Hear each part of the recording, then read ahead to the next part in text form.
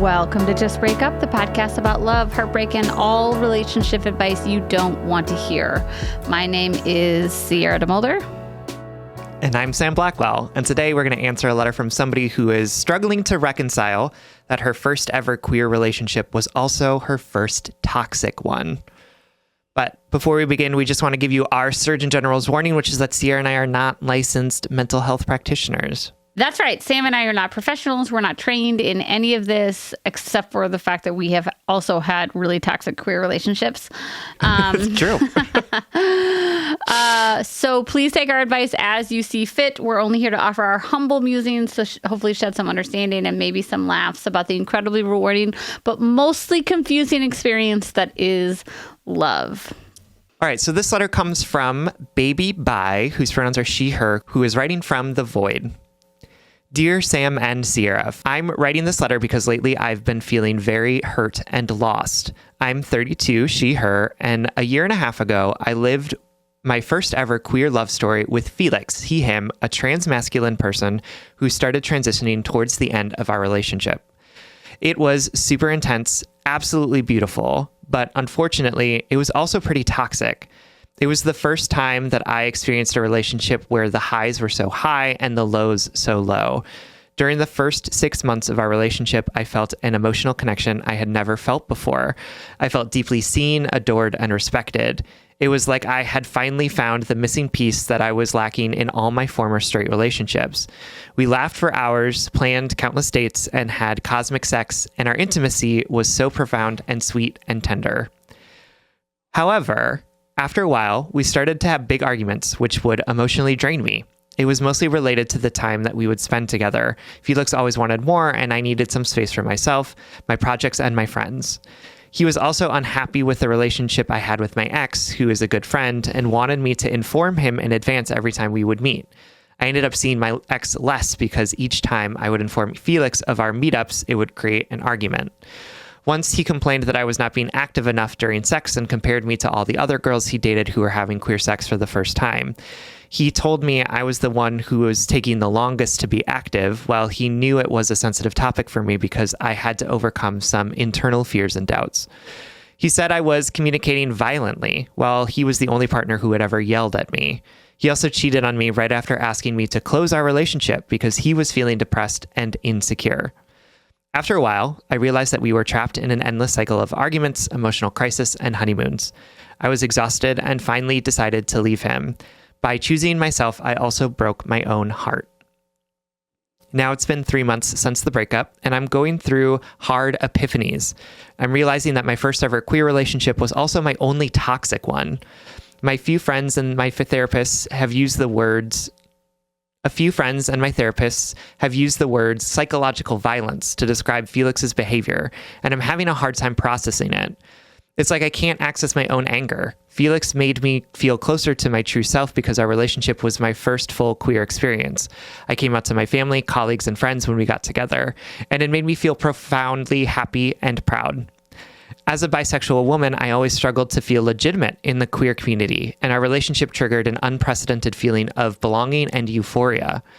At the same time, his comments about our sex life are sticking with me, and I'm afraid to be seen as clumsy or selfish next time I'll have queer sex. I also can't stop thinking that if Felix had been a cis man, I would have spotted all the red flags much earlier.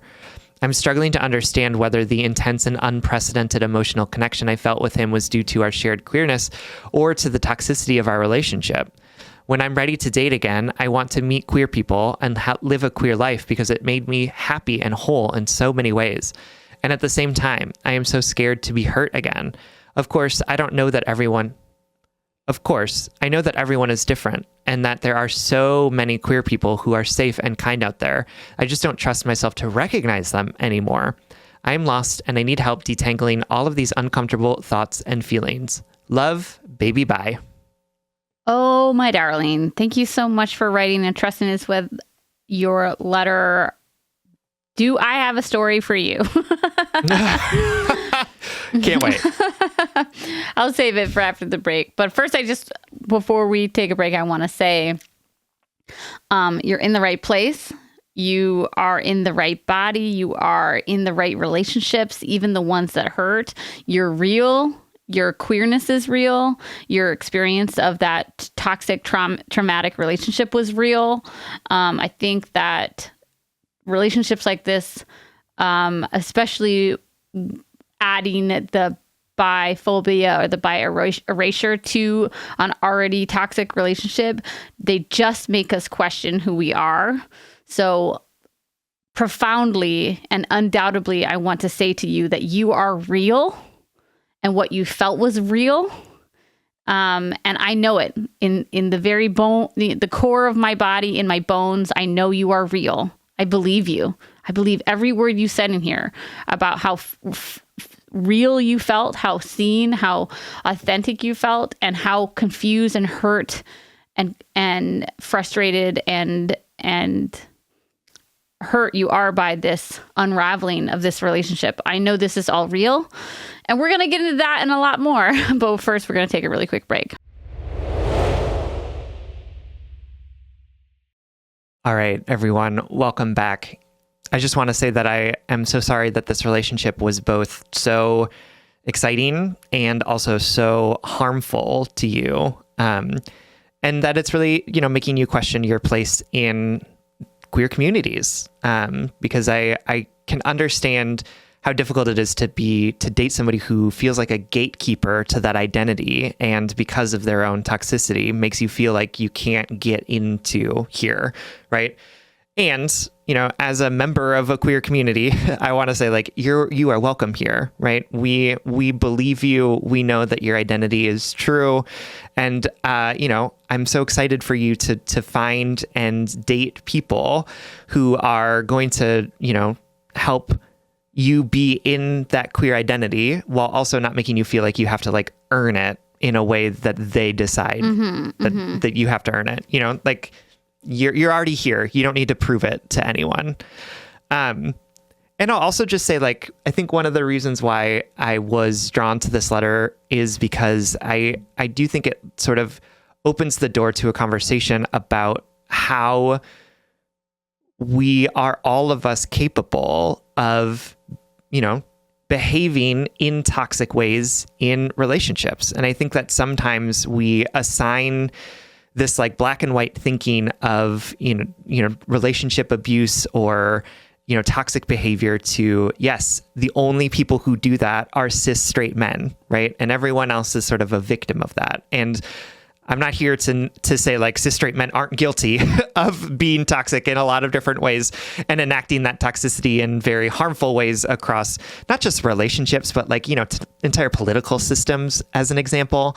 And also, I think it's important for us to recognize that, toxicity can exist in queer relationships. Emotional abuse can exist in relationships between people who are fully out queer or trans, non-binary, right? Like, the toxicity that we are capable of isn't just determined by gender and sexuality, right?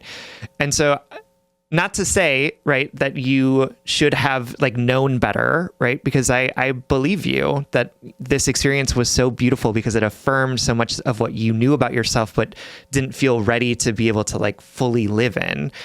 And I'm calling in other members of our queer community to say, we also have work to do to make sure that we are not enacting violence on our partners, right? We're not just inoculated from toxicity or the capacity for abuse just because of our queer, our trans identities, right? Like, we also have to be doing work to understand how our relationships function, how we want to behave in them, the ways in which we might cause harm to people. And that does require us to take a look at this sort of black and white dynamic that we've created around like, who is abuser and who is not, and say, there's gray here, right?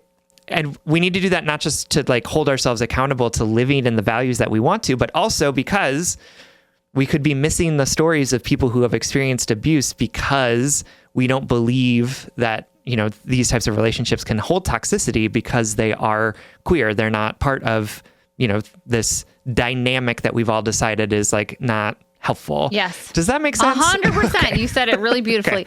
To summarize, Sam thinks we all can be assholes. Absolutely. Yes. Our queer identities don't inoculate us from assholery, I think that's so is what good. I'm trying and to I tell think you. you're so right to say it minimizes the stories we listen to, too. You know what I mean? Yeah, absolutely. Yep. If we have a certain narrative or understanding about who can be abusive and who can enact abuse on people and who can receive it, then we are flattening out that lived experience that can be experienced by anyone and can be perpetrated by anyone. In the intro before the break, I said I have a story for you, and I do. So to our letter writer, literally around the same age as you, a little bit younger, I was out of a string of hetero. I spent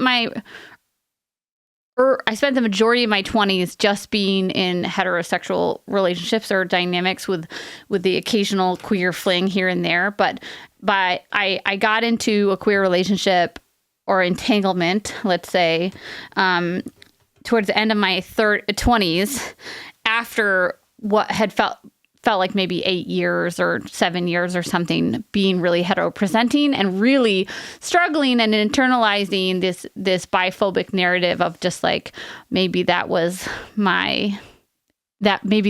me experimenting, because I was so young. You know what I mean? Like, I didn't know how to talk about myself or my history, even though I knew it had happened and I knew it was real.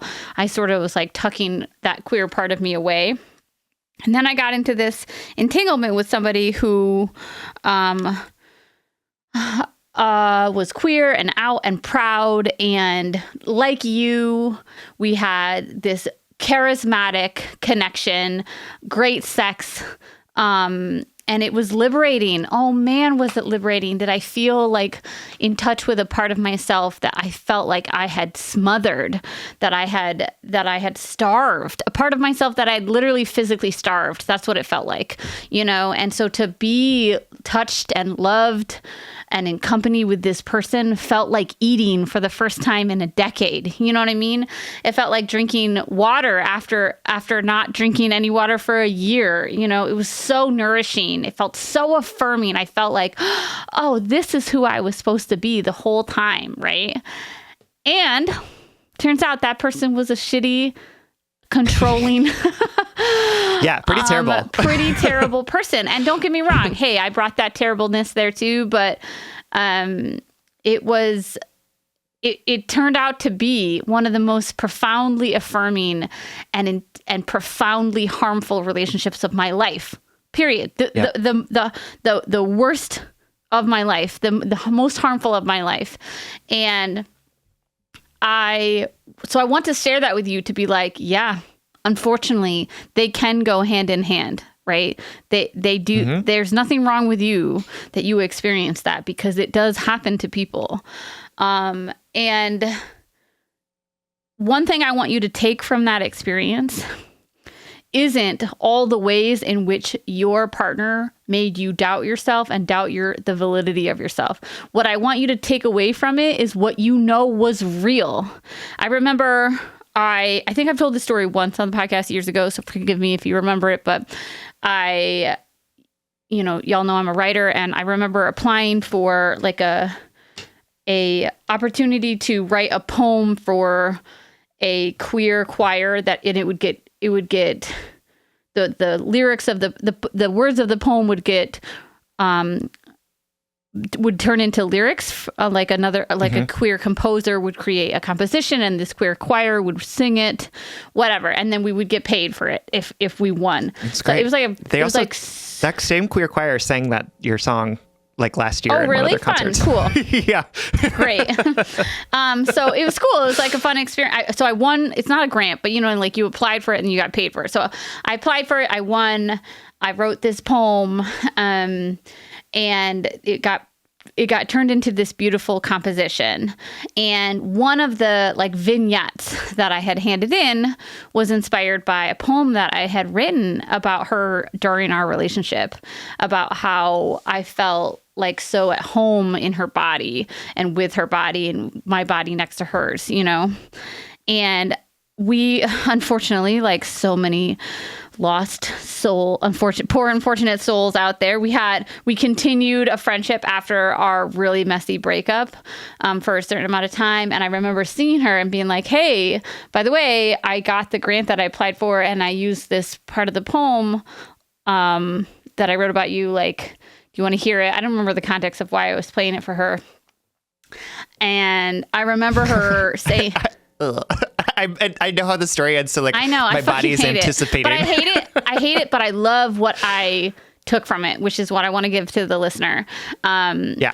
Anyway, so I played her the composition with my lyrics in it, and it was all about like how I felt home, whatever, And after she was like, I just can't help but think about all the real gay people that you took this opportunity away from.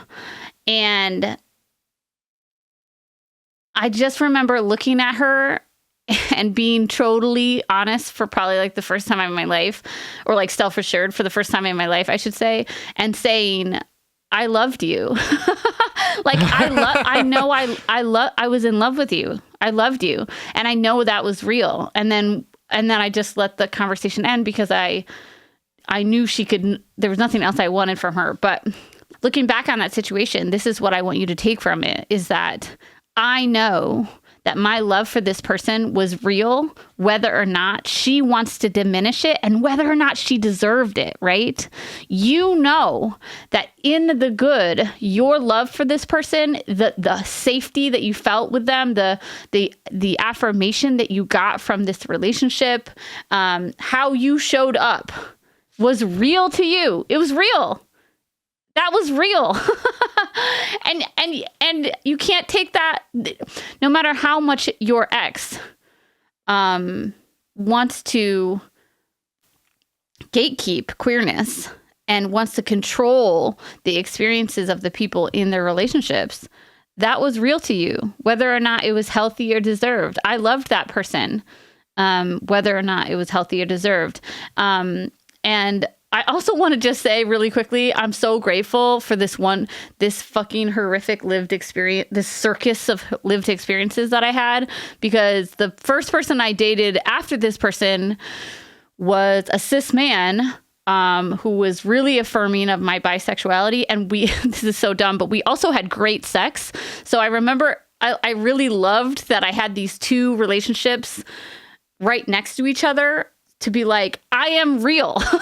I loved both of them. I loved having sex with both of them. And this is real. And that it sounds so foolish, but that is the aftermath.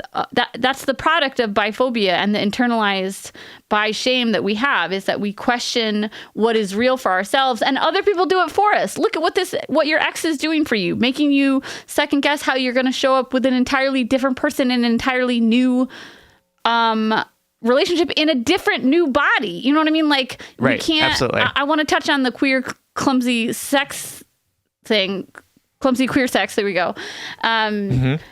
But just to say, like, I'm so grateful that I dated these two people that ended up like horrifically hurting me in a row, because both of them. Now I know for a fact that what I experienced in my heart and my body was real, and nobody can take that away from me. No one is going to make me doubt my queer identity ever again, because I know I'm real. Mm-hmm. I'm real, and so are you. Yeah. And I also think that, there's something to be said about the newness of the experience that you're having. This was the first person that you've dated that wasn't a cis man. And so I want to create space for the idea that you are still learning about what it looks like and feels like to be in queer relationships. And I think you are, I think you're looking at yourself and being like, how did I not know how toxic this was? How did I not know that this person was treating me so poorly? And I want to create space for the idea that, like, you are entering into different types of relationships for the first time, right? Like, it's like, this is the first time that you've experienced love and sex and relationships in this particular way. So of course you're learning how to discern what it feels good and doesn't feel good in relationships, because you're in a whole different iteration of this. And I hear this a lot from people who, either come out late in life or, act on their sexualities later in life, is that the first relationships that they experience are often these like explosively emotional relationships, because it's the first time that you have this experience of being like, oh, it could have been like this all along. The whole time it could have been like this, right? And that the whirlwind of the experience of like the affirmation of your sexuality, your identity, the things that you like, the pleasure that you can get from a body that you feel so connected with, as well as the euphoria that can come from having an identity affirmed that has always been there, that you haven't had words for. And often those relationships are so emotionally sort of like overwhelming in like a great way that it's easy to miss the ways in which the things are not actually working underneath them. And so I want to say, like, you're not alone in this experience of being like, whoa, this is so amazing, and also so not compatible, right? Like, we are so not the right people for each other. And that's not because you didn't know, or let me rephrase that. That's not because you're like stupid or should have known better, right? That's because you're experiencing something new for the first time, and you have to learn, right? In the same way that all of us have to learn from new experiences, from things that we've never tried for. And so I want to name for you, like, this isn't emblematic of every queer experience that you're going to have, right? You're not going to fall into the same trap every time.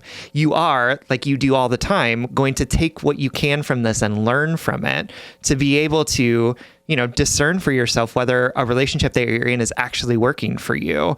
And I just don't want this to be like you using this as a way to tell yourself that you're not going to be able to find love in the future. You're not going to be able to discern whether or not people are treating you well in the future, because this is just such a unique, I think, queer experience to have the joy that comes with finally being affirmed in your identity and your experiences. And that can like mask things that we aren't ready to see, right? But now that you are in a place where you can kind of hold both of those truths at the same time, I think it'll be easier for you to be able to discern whether or not a relationship is working for you. Yeah, I feel like I want to touch on the clumsy queer sex thing to build off of what Sam was just saying. The idea that, also what Sam was saying at the very, very beginning about, thinking that abuse and those who perpetrate it are like a monolith, I think we can free ourselves today, right now, of the idea that sexuality is at all something that can be contained or distinctly defined by one working definition per fucking label, you know what I mean? That's not true, right? And so the ways in which you've showed up or had sex with one partner who identifies as queer is not going to be the same as someone else who identifies as queer. It's not going to be the same as somebody who identifies as trans or straight or cis. You know what I mean? Like, everybody has different bodies. Everybody has different relationships to those bodies. Everybody has different interests in pleasure and desire, and the ways that those things manifest, in our relationships and with desire and power and all of those things. So I just want to say the comment that your ex made about the way you were showing up in your relationship bed, you know what I mean? I want to confidently just say to you that was their hurt manifesting itself, right? Whether that statement was true or not to him, it's like nobody in their right kind mind should say that to somebody because of the way it damages people. So I don't care if that was his lived experience of your relationship. I don't care if that was him. I don't, if he was experiencing a sense of unsatisfaction in your relationship or insecurity or whatever. Do you know what I mean? I don't care, because there's a reason why we don't say things out of hurt to people that we're in intimate relationships with, is because they can really scar us. And because they're so, like, our hurt, our feelings are so rarely transferable in a universal way. Do you know what I mean? I'm just so confident that that was more about your ex and less about you. And it's definitely not about future relationships. You know what I mean? And don't think about the queer experience and your identity as a queer person or as a bi person as a monolith either, because that's another way that we enact our own biphobia and queerphobia on ourselves, is being like, well, there's one type of queer relationship and there's one type of straight relationship. And I still have to free myself of that. You know, I think when I got with that guy after being in that really toxic queer relationship, I found myself enacting toxic heteronormativity on him, even though that's not who he was. You know, I really had to unpack my own assumptions about who I was supposed to be in a hetero presenting relationship with a cis man and who he was supposed to be. And I found myself limiting him. And I don't want to do that. I don't want to do that. And I don't want you to do it. So it's like, I know it's a lot to unpack. Mostly we just want to be like, your ex did some really unjust damage on you, and you have a right to feel everything you're allowed to feel. And also, moving forward, part, I think, of accepting your queer identity is accepting yourself as like a really complicated, diverse, expressive being who is going to have a different relationship and a different manifestation of your desires and your personality with all different people. Like, people bring out different things in us.